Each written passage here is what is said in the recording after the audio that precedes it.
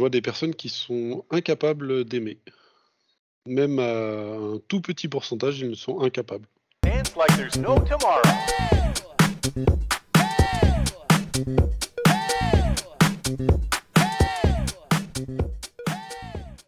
Alors bonjour Mathieu, Franck et Alexandre. Merci d'avoir accepté de faire cette enquête. Alors c'est une enquête un petit peu spéciale que je vous propose aujourd'hui, puisque c'est une enquête qui est sur 2 sessions. La première session a déjà été faite. Elle a déjà été faite avec des énergies et des télépathes féminins. Et aujourd'hui, donc vous n'étiez pas au courant, mais on va faire ce deuxième volet, effectivement, qu'avec des énergies masculines. L'idée étant de traiter un même sujet et de voir ce qu'il en ressort avec des énergies féminines et des énergies masculines.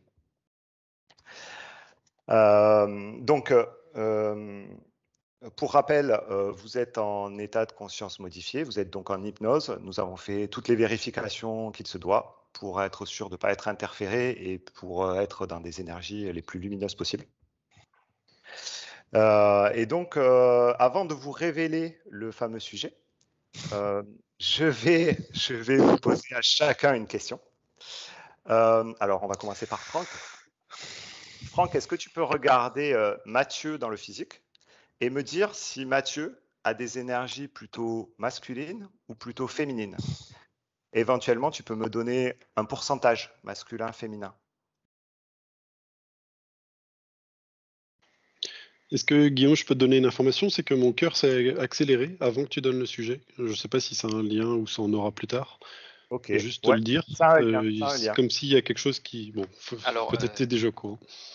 c'est marrant parce que moi aussi, ça m'a presque mis, je dirais, une certaine pression. Je sais pas pourquoi. C'est ça aussi. Comme s'il y avait une bulle d'air qui devait s'échapper du cœur. Ouais, Alors, je connais pas encore ton peut-être- sujet, mais c'est ce qui tout de suite arrivé. Ok, génial. Super. On va... Moi, j'ai envie de rigoler, mais c'est comme ça. Côté un peu taquin.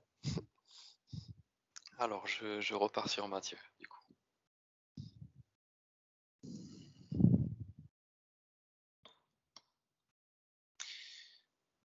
Alors, globalement, ce que ça me dit, je vois quand même un équilibre. Je vois pas vraiment une tendance à aller plus d'un côté que de l'autre. Ok. Malgré tout, si je demande un chiffre, ça me dit 60-40 côté énergie féminine. D'accord. Mathieu, si je te demande de regarder Alexandre, la même question? Ouais, alors pour information, j'avais les mêmes chiffres, sachant que le curseur est basé sur notre société, qui elle-même est trop orientée masculine. Donc ce qui fait qu'à la fin, c'est comme si ça devait être 50-50, mais enfin, il y a un contrebalancement. Bon, je sais pas si c'est clair ce que je dis, mais en tout cas, j'avais les mêmes chiffres. Alexandre. Il est légèrement plus masculin, si on peut dire, que moi. Et Franck a l'air d'avoir les mêmes pourcentages que moi. Ok. Moi, je confirme sur Franck et Mathieu, leur pourcentage. Sur le mien, je me rends pas bien compte. Ok. Donc ce serait 60-40 pour les trois, mais Alexandre plutôt masculin et Franck et Mathieu plutôt féminin, c'est ça?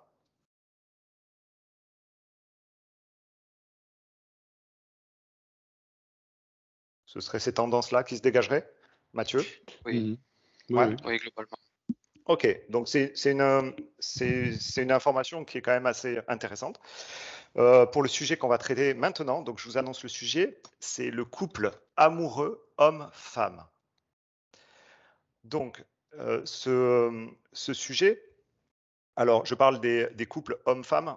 Je tiens juste à faire une petite parenthèse. On va aujourd'hui se limiter à homme-femme, mais il n'y a aucune stigmatisation et aucune exclusion par rapport au couple homosexuel. Hein. Mais aujourd'hui, pour le périmètre de l'enquête, ce sera le couple amoureux homme-femme. Alors, ma première question, quand je vous ai énoncé ce sujet, qu'est-ce qui vous est venu?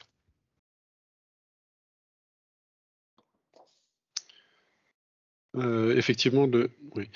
Effectivement, le homme-femme paraît incohérent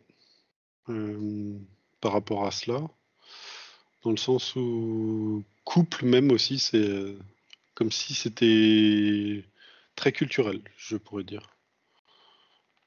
Ok. C'est comme si dans notre espace-temps et multidimensionnalité, on avait plusieurs couples et en même temps. Donc à la fin, ça fait une grappe de couple. Oui, c'est D'un même bizarre. couple? D'un même couple? Non, pas forcément. D'accord. Alexandre, qu'est-ce que tu vois? Alors moi, dans la notion de couple, c'est pareil parce que je vois plusieurs styles de couple. Donc il y a celui qu'on pourrait dire un peu plus conventionnel, le sentimental et tout ça. Il peut y avoir des fraternels, enfin plusieurs catégories de couples. Donc si c'était vraiment sur le sentimental, je vois un mélange de ta question initiale en fait. Sur quand comment dire, le cerveau, enfin le mental et tout ça, enfin que des choses sont déjà un petit peu apaisées, que du coup ça se retrouve une sorte de ce féminin masculin qui s'emboîte pour devenir le plus 50-50 en fait possible en chacun. Ok. Je sais pas si c'est Franck? très clair. Ouais, c'est bon. Franck, qu'est-ce que tu vois? Donc moi, ça m'a plutôt amené sur une représentation énergétique. Je dirais, ça m'a montré les liens entre des sphères, enfin les liens, comment dire. J'ai vu des couples représentés sous forme de sphères, la sphère de l'homme, la sphère de la femme, et ça m'a montré les liens qui se créent entre ces couples, qui peuvent être plus ou moins intenses, plus ou moins où il y a plus ou moins d'échanges. Je vois des liens qui sont très fins, comme si finalement ce qui reliait deux personnes, ça tenait pas à grand chose. Et puis d'autres où l'échange énergétique est plus important. Après, ça m'a parlé plutôt d'union plutôt que couple. Je sais pas pourquoi, hein, le mot couple m'a un peu bloqué et Pareil. m'a amené sur le mot union. Ok. C'est vrai que le mot union a l'air de mieux fonctionner et union dans le sens temporaire et pas permanent. Ok. Alors, bon, moi, si j'ai choisi le mot couple, c'est parce que je souhaiterais qu'on regarde dans le physique, vraiment. Alors, j'ai bien compris qu'il y avait plusieurs niveaux de lecture par rapport à ce sujet. Il y a un sujet énergétique, mais j'aimerais bien regarder l'énergie justement dans le physique. Et justement, qu'est-ce qui lie dans le physique un homme et une femme? Comment ça se fait qu'un homme et une femme sont attirés l'un pour l'autre dans le physique? Mmh.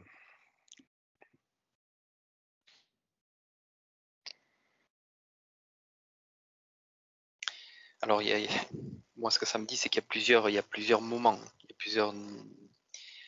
c'est comme des époques. Je dirais, le premier moment, les premières époques, c'est un peu une attirance liée à, ça me dit, une sorte d'idéologie.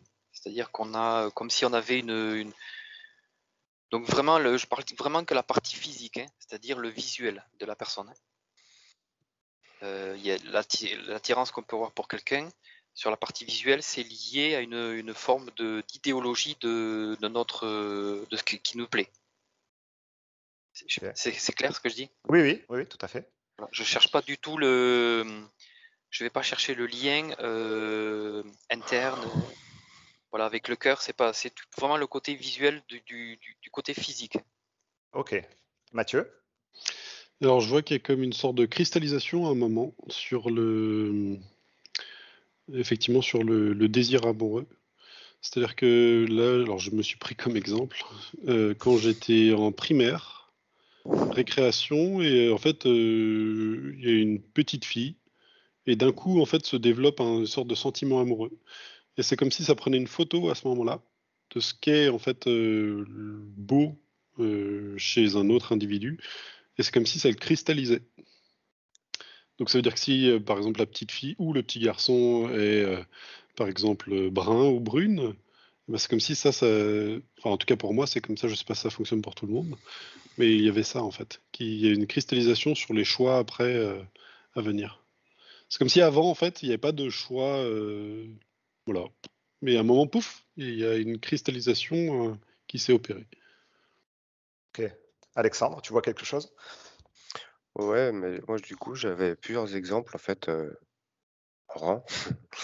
Et, je rejoignais dans ce que disait Franck, dans ce côté idéologique. Ça, c'était le premier que je voyais, où ça choisit, où ça aime. Alors, c'est l'art de découler un peu de ce que Mathieu dit aussi, une sorte de l'autre, en fait, il est ce que l'idée que la personne s'en fait, si je puis dire. Ce qui peut être vrai ou faux. Et du coup, ça crée quelque chose une attirance, qui peut être très physique et cetera, mais qui correspond en fait à une idée ou une cristallisation, mentalo-émotionnelle. Voilà. Ok. Après, il y a des choses plus fines aussi. Et, J'ai euh, d'autres et- exemples et plus quand fins. deux personnes tombent amoureuses l'une de l'autre, il y a quand même une réciprocité qui se met en place. Est-ce que vous voyez cette réciprocité ou c'est juste dans un sens? Mathieu? Il y a une mémoire qui se réactive quand c'est un vrai... Comment expliquer ça? Alors ça rentre plus dans les flammes jumelles, qu'on pourrait appeler. C'est-à-dire que des fois, il y a une reconnaissance de l'âme où la personne, en fait, on a l'impression de la connaître déjà.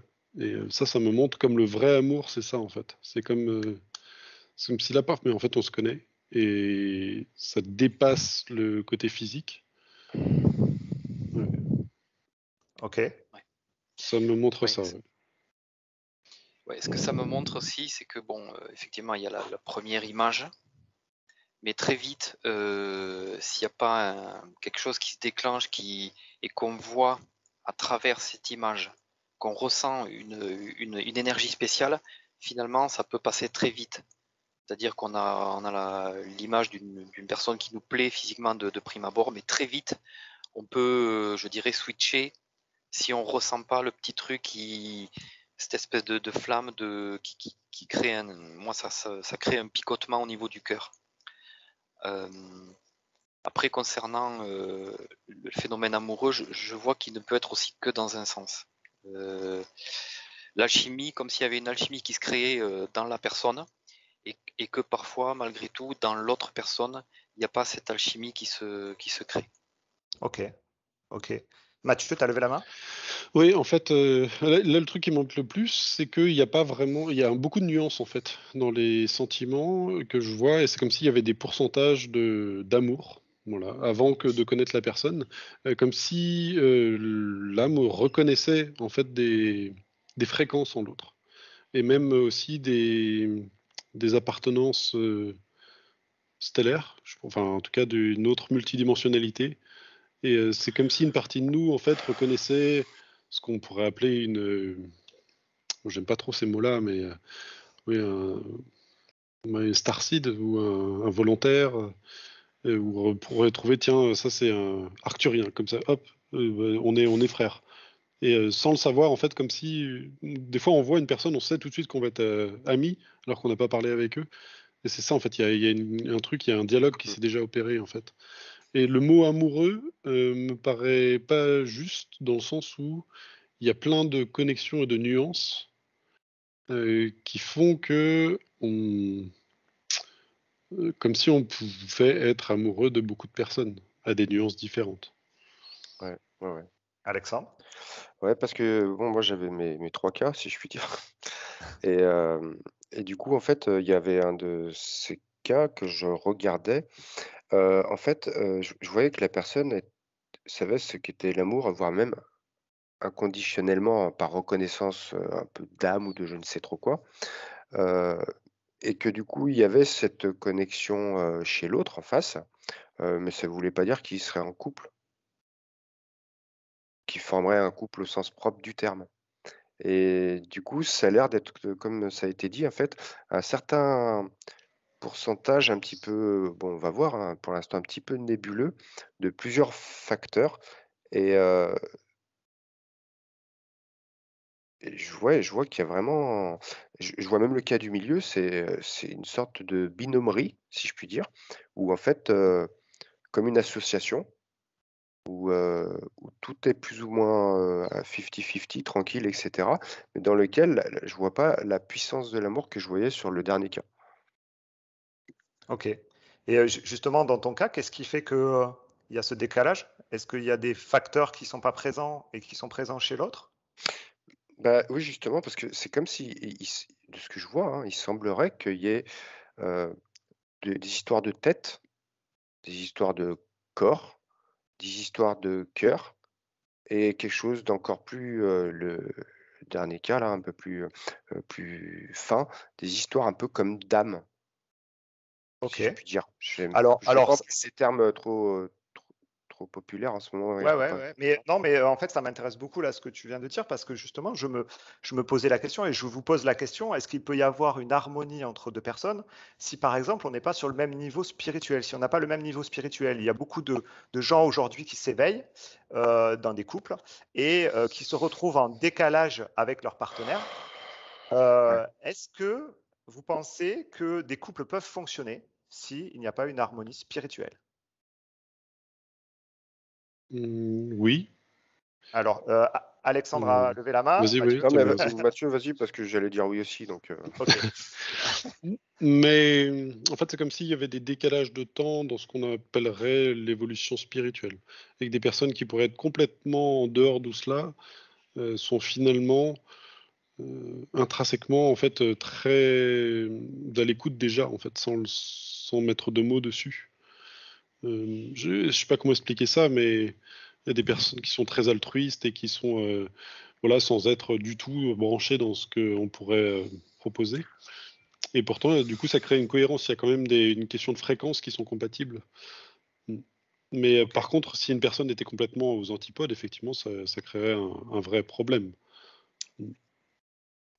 Ouais, moi je vois ça comme une espèce de bibliothèque avec des livres qui sont en concordance chez les deux. Et parfois on ouvre des bouquins que l'autre n'a pas.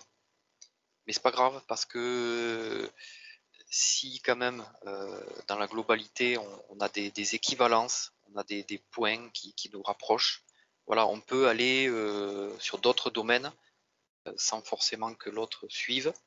Mais c'est vrai qu'il faut quand même, je vois des centres communs, des choses communes à partager. Et justement, est-ce qu'il peut y avoir, des couples, par exemple, sans sexualité? Ça fait partie des choses importantes dans un couple. Est-ce que, il peut y avoir un couple harmonieux sans sexualité? Ouais, moi ça me dit oui. Bien sûr. Je le vois même au niveau des chakras, tu vois, j'ai plusieurs cas de couple. C'est comme si presque les chakras des uns et des autres peuvent se connecter. Et parfois, ben, le couple, le chakra sacré n'est pas forcément connecté avec l'autre. Pourtant, tout le reste est super lumineux, harmonieux. Mais à ce niveau-là, bon, c'est pas, on va dire que ça, c'est pas la priorité. Voilà, c'est pas quelque chose Mm. qui vraiment t'attire chez l'autre. OK. Oui, Mm. Alexandre? alors à cette question-là, oui, mais je voulais juste revenir sur celle d'avant, c'est que sur la sexualité, oui, oui, c'est bien sûr. Hem, mais sur celle d'avant, qu'un dit spirituel par rapport à quelqu'un qui serait pas du tout ou moins ou et cetera, ou qui s'en fout, qui puissent être ensemble, je vois tout à fait que oui, s'il y a vraiment déjà une certaine notion, tu sais, je vais pas dire amour inconditionnel, je vais pas abuser d'aller enfin, faire avec un terme trop large, mais Mmh. cette forme de respect amoureux déjà, tu vois ce que je veux dire? Où en fait finalement, ça peut même être un support à quelqu'un qui a un des 2 qui voudrait faire un peu plus d'envolée, l'autre peut très bien être son point d'ancrage aussi. Et puis du coup, ben, ça me faisait penser un petit peu à de la cuisine, en fait. Tu vois, tu sais pas cuisiner et cetera, donc tu laisses faire l'autre. Il te fait un truc de fou et cetera. Toi, tu cuisines pas, tu iras faire la vaisselle, tu vois?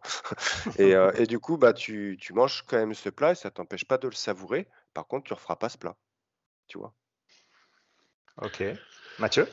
Alors, je viens de voir un truc qui est un peu hors sujet, mais je te le dis quand même. Je vois des personnes qui sont incapables d'aimer. Même à un tout petit pourcentage, ils ne sont incapables. Et pourtant, ils sont en couple, certains, mais ils sont incapables d'aimer une autre personne. Ils ne se connaissent même pas, en fait, ce sentiment. Ils croient le connaître, mais ils ne le connaissent pas. Je sais pas si ça peut t'aider pour tes recherches, mais et c'est un nombre qui me semble assez important de la population, là. Même Ok, très donc ça peut important. être, Ouais, ben, ça peut ce qui est être marrant, c'est intéressant que alors. Ouais. ouais, ça m'envoie sur un cas. Bon, c'est parce que tu en parles, Mathieu, que ça m'envoie sur un cas où je vois que la personne, effectivement, elle a du mal à, ou elle n'y arrive pas à déployer un sentiment pour quelqu'un, mais je vois que le sentiment, il existe, mais il est cristallisé en lui. Peut-être est-ce que ça se retraduit par un ego très fort pour lui-même? Peut-être, je ne sais pas, mais en tout cas, je vois il y a une énergie, amour, mais qui ne se déploie pas en fait. Mm. Ok, Et la... Alexandre? Ouais, vas-y, Alexandre. Désolé, tu Pardon, voulais, Mathieu. Mathieu, vas-y, vas-y. La personne, en fait, elle fait semblant elle fait tout ce qu'il faut faire, tu sais. Alors, je vois que c'est une femme là, mais pour enfin, jouer le rôle de l'amoureuse. Mais au plus profond, en fait, c'est comme si elle avait aucune idée de ce que c'est l'amour, en fait. Mmh mh. Elle aime bien la complicité avec la personne, mais il n'y a pas de ce vrai sentiment d'amour. Au fond, il y en a pas, ouais. Et souvent, on parle quand, par exemple, il y a des procès de personnes qui ont aucune empathie envers leurs victimes. Ouais, c'est comme si c'était un peu ce sentiment-là. C'était un peu, bah, il n'y a aucune empathie amoureuse envers une autre personne. C'est-à-dire elle correspond à tous les critères physiques, d'argent, tout est bien. En fait, d'un point de vue très rationnel, la personne sont en couple, mais le niveau amoureux, en fait, c'est comme s'il n'existait pas du tout, en fait. Mais cette même personne, tu la vois incapable d'aimer qui que ce soit à la surface de la planète? Ouais. Mais c'est comme si, en fait, son sentiment, effectivement, se déployait pas. Mmh. En fait, c'est comme alors ça me fait un parallèle avec la créativité. Tu sais, il y a des personnes, ils ont aucune créativité, ils sont incapables. Tu leur dis de faire quelque chose de simple, pourtant en créativité, ils disent mais je peux pas quoi, je Ok, j'ai pas d'idée. Bah en fait c'est comme ça, c'est comme si cette créativité, cet amour se déployait pas. ok. Mmh. Alexandre? Alors, dans ce cas-là, enfin, pas dans le cas de Mathieu, mais dans le cas dont on parle, ceux qui seraient, qui seront incapables, d'aimer, je vois qu'il y a quelque chose, si je les mets si je mets de profil, je vois en fait, ça fait, l'énergie, elle contourne le cœur et du coup, en fait, ils ont une simulation de ce qu'ils pensent être, l'amour, mais ils l'ont jamais ressenti pour X ou Y raison, soit on les a brimés, soit, bah, soit il leur manque un truc, enfin bon bref, peu importe. Et que du coup, en fait, cet amour, il est une simulation froide, en fait, très cérébrale. Donc après, ça veut pas dire ne pas y mettre aussi de la sexualité, enfin de la sexualité ou des trucs plus physiques et cetera. Mais du coup, il y a pas cette chaleur de cœur. Ok. C'est très cérébralisé ou mentalisé, gothisé, je sais pas trop, Oui, c'est peut-être ça. plein. Ouais. Oui, oui, tout à fait. Oui, Franck? Mmh. Ouais. Non, c'est ça, oui. En fait, probablement qu'il y a quelque chose à résoudre, hein, parce qu'il y a effectivement un enfermement au niveau du cœur. Mmh mh. Et après, Ok. il envoie d'autres énergies, il travaille, si tu veux, avec d'autres centres énergétiques. Ouais. Effectivement, ça peut être très Et mental, très physique. c'est un cheminement personnel que ces personnes ont à faire? Ou c'est comme ça, c'est lié à leur incarnation? Mmh. Mathieu? Oui, alors déjà, j'ai un pourcentage, c'est 40%, ça me paraît énorme. Et Ok. je suis allé sur une femme là qui s'interdit, c'est le mental qui interdit le sentiment amoureux. Cette personne m'a l'air d'être en Asie du Sud-Est, peut-être Thaïlande. Et en fait, c'est comme si elle s'interdisait parce que d'un point de vue matériel, alors il y a la culture et tout ça, mais en fait, vaut mieux, ouais, ouais, vaut mieux trouver une bonne situation, en fait, comme ça qu'on pourrait l'expliquer. Mais c'est D'accord. comme si en fait le corps interdisait ce sentiment pour la logique. Ok. Alors, je vais vous inviter maintenant à aller aux antipodes de ça et de me dire si l'amour inconditionnel, justement, tu en parlais tout à l'heure, Alexandre, est-ce qu'il peut y avoir l'amour inconditionnel dans un couple? Ok. Alexandre, justement, tu étais sur le sujet, dis-moi. Oui, j'ai hoché la tête. Ok. Ouais, complètement, complètement. C'est pas, c'est pas forcé, mais c'est pas non forcé, mais oui, heureusement, oui. Ok. Mathieu, tu n'avais pas cette réponse? Ouais, mais c'est oui quand même. Mais en fait, ça m'a dit en fait l'amour inconditionnel, le vrai, est impossible d'être ressenti dans un corps physique. Sinon, on brûlerait instantanément. C'est comme Ok. si en fait il y avait un degré je sais pas comment expliquer ça. C'est comme si ce que l'on pouvait sentir sur Terre, qui est possible dans un couple, c'était un briquet, alors que ce qui est possible tout en haut, dans des dimensions encore plus hautes, c'est un volcan en éruption en termes de chaleur. Je sais pas comment expliquer ça, mais on est tellement loin de la source et de cet amour inconditionnel que les nuances qu'on peut obtenir sont très faibles comparées à ce qu'on appellerait vraiment l'amour inconditionnel. Ok. Alors, moi, Ouais, Alexandre. j'ai un cas. Vas-y, Franck. Alors, allez, Ouais, Franck, vas-y. ok. J'ai un cas un peu particulier parce que je me suis demandé, effectivement, entre ce que dit Mathieu et Alexandre, ça me parle parce que moi, ça me dit que ça existe. J'en vois sur Terre, mais c'est des cas. Bon, déjà, le pourcentage, c'est un chiffre tellement petit que je ne peux pas l'exprimer en pourcentage, hein. C'est des 0,00 quelque chose. Par contre, ça m'a amené sur des moines tibétains, comme si, je ne sais pas pourquoi, il y a des humains incarnés euh, qui sont différents, qui portent en eux justement l'amour je dirais l'amour inconditionnel tel qu'on pourrait le ressentir quand on est dans la source. Mais et du coup, ils ont cet amour, mais pas forcément pour un amour homme-femme ou ça devient plus global. C'est l'amour inconditionnel, je dirais, pour l'humain, pour la nature, pour l'environnement. Ok. Alexandre? Alors, encore peut-être faudrait-il que l'amour inconditionnel, c'était d'un point de vue très humanisé, dont j'en parlais, donc abordable par un être humain, dans une vie entre guillemets «normale». Parce que donc on pourrait dire, enfin moi je voyais plus en amour inconditionnel en minuscule. C'était pas l'amour inconditionnel, Oui.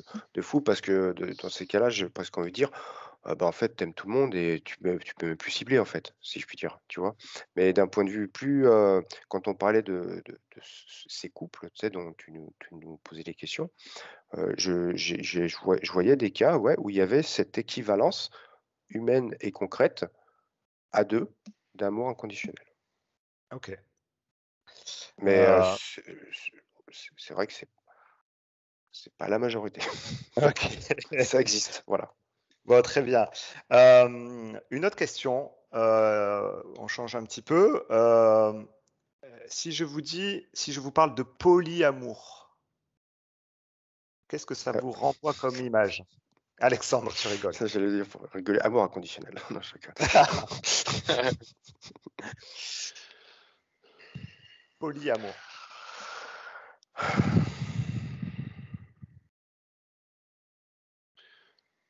Mathieu, Oui, ouais. oui, éventuellement, oui. En fait, alors je sais que tu veux qu'on reste sur le plan terrestre, mais Ouais. effectivement sur d'autres endroits, d'autres planètes, l'amour en couple est quelque chose qui n'existe pas trop en fait. Et c'est plutôt du entre guillemets polyamour. Mais c'est parce que on enfante donc avec dans le matériel, alors que dans beaucoup de planètes, ils enfantent pas en fait. Donc du coup, crée un choix qui est censé être évident. D'accord. Encore une fois, la temporalité revient, c'est-à-dire que c'est comme si sur d'autres endroits, en fait, il y avait c'est une union temporaire avec une personne qui n'empêche pas que après ça peut être une union avec une autre personne, tout en restant unis en fait les uns avec les autres, et que ce sont des chemins ensemble, et puis des fois pas ensemble. Ouais. Ok, Franck, est-ce que tu as quelque chose? Polyamour. Moi, je tombe sur un cas où je vois un homme qui aime deux femmes. Mais quand je dis aimer, ouais, il les aime, c'est-à-dire que je sens l'énergie amour qui part de son cœur et qui va pour deux personnes. Ce sont des relations qui fonctionnent?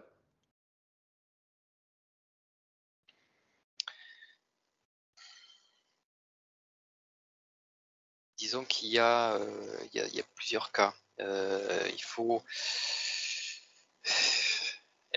Alors, il y a aussi la relation entre, bon, moi pour mon cas précis, pour mon exemple, ça ne fonctionne pas parce que les deux femmes ne sont pas ne s'accordent pas avec ça.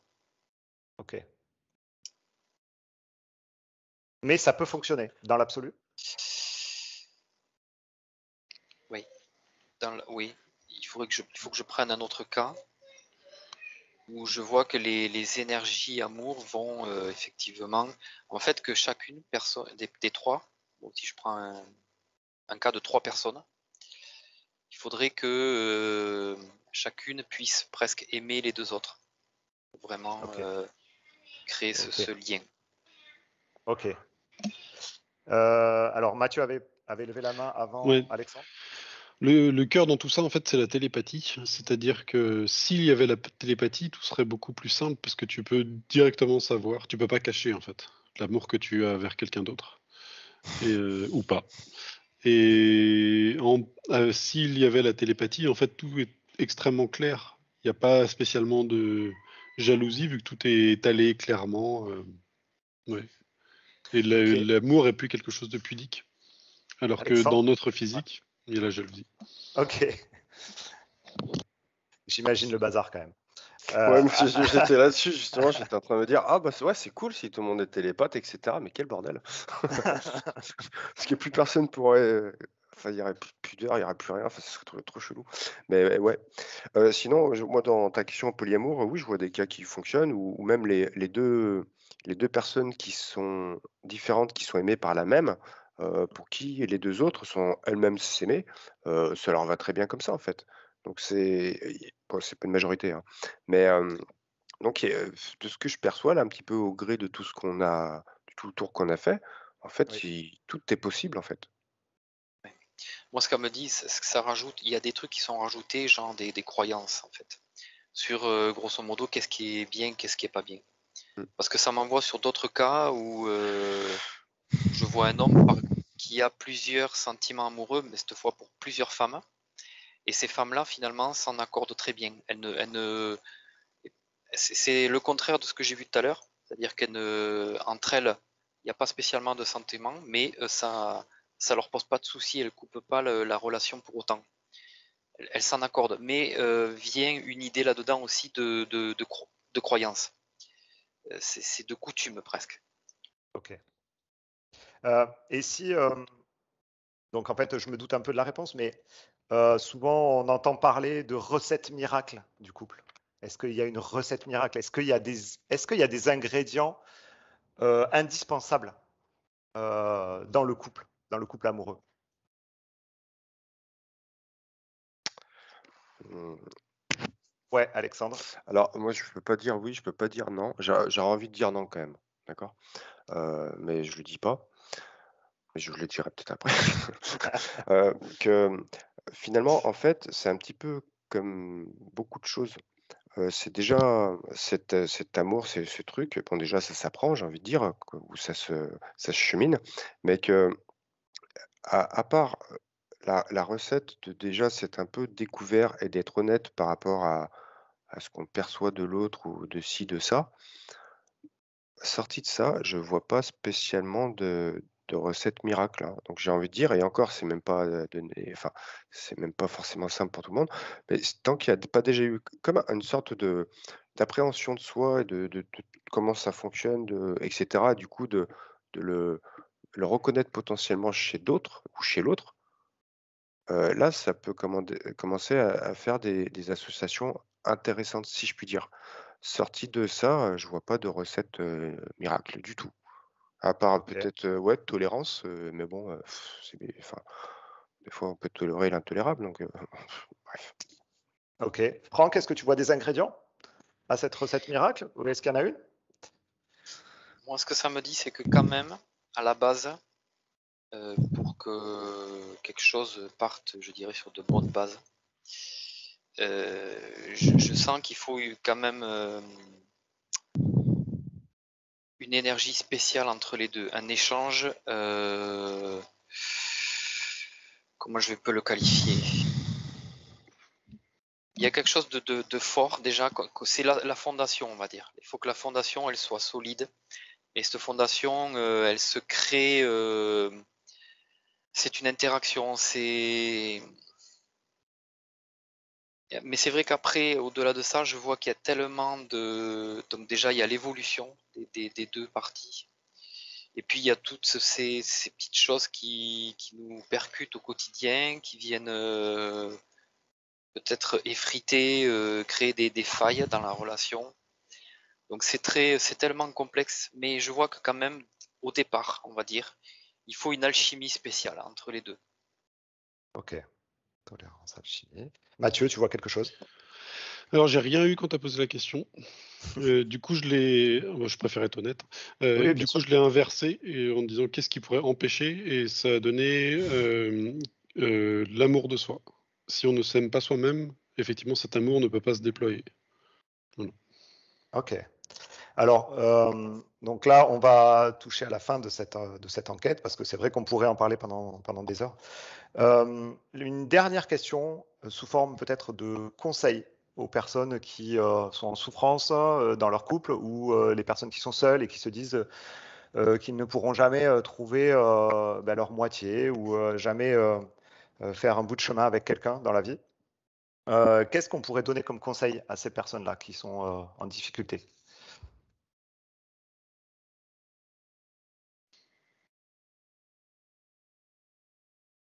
Franck, tu hoches la tête. C'est-à-dire qu'en fait, il y a tellement de cas possibles que c'est très difficile de,